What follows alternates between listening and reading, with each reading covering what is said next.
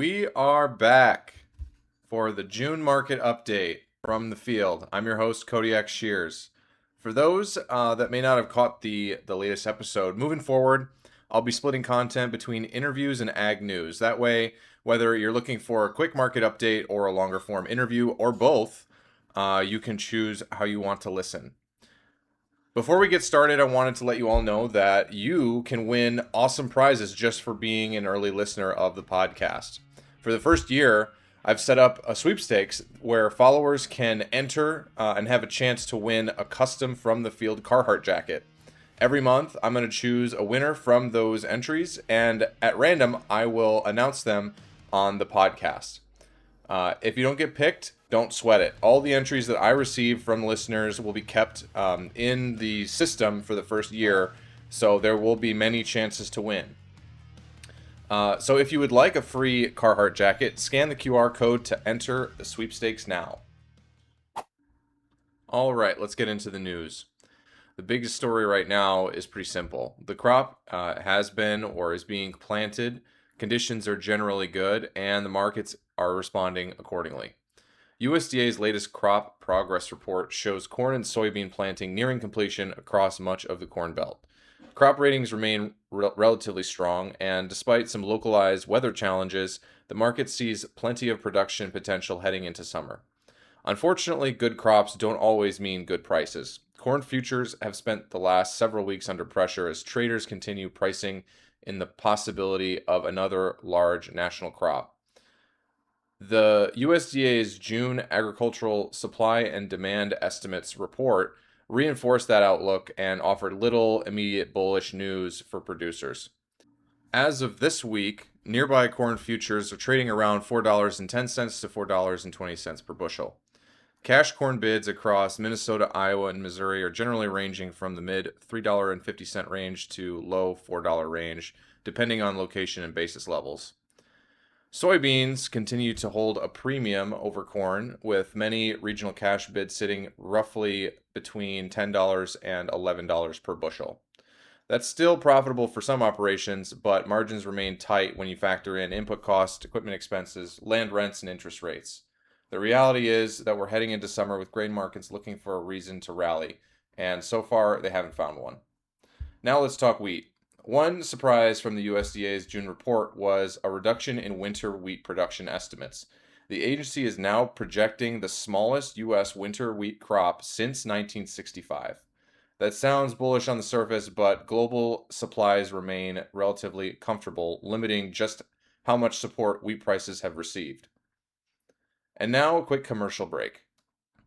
Now through June 30th, Ziegler is offering an exclusive 10% discount on genuine AGCO parts once you schedule your preventative maintenance inspection. Inspections include a full analysis of critical components and systems, plus a detailed report with photos, measurements, and test results.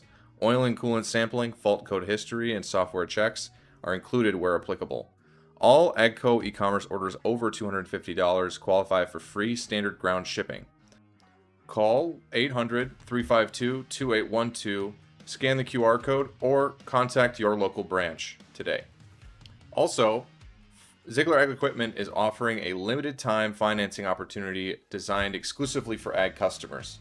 Now through July 31st, take advantage of 0% financing for 5 years on qualifying compact cat equipment. Customers can choose between two convenient options. Option 1 includes a 20% down payment or trade-in, with the added benefit of deferring the first payment for up to 1 year after the sale. And option 2 requires no down payment, with the first annual payment due at the time of purchase.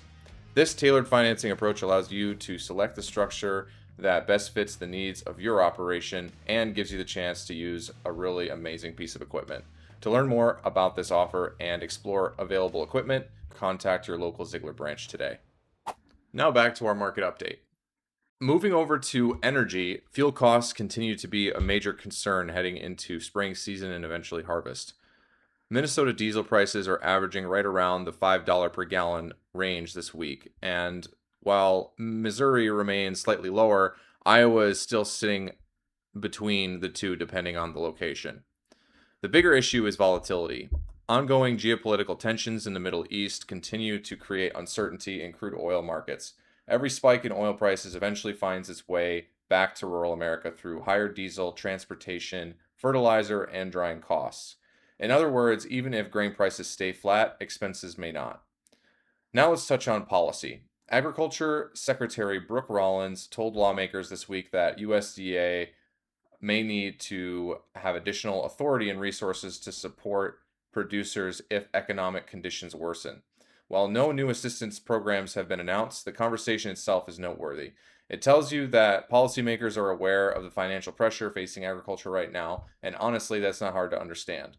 Farm bankruptcies remain elevated compared to historical norms. Operating costs are stubbornly high, and many producers are entering another growing season with very little room for error on top of input cost increases.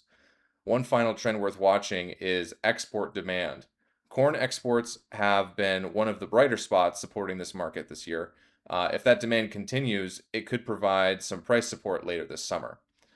Soybean exports, on the other hand, remain more complicated. South American competition remains fierce, and traders continue watching global trade relationships closely. So, what's the takeaway for June?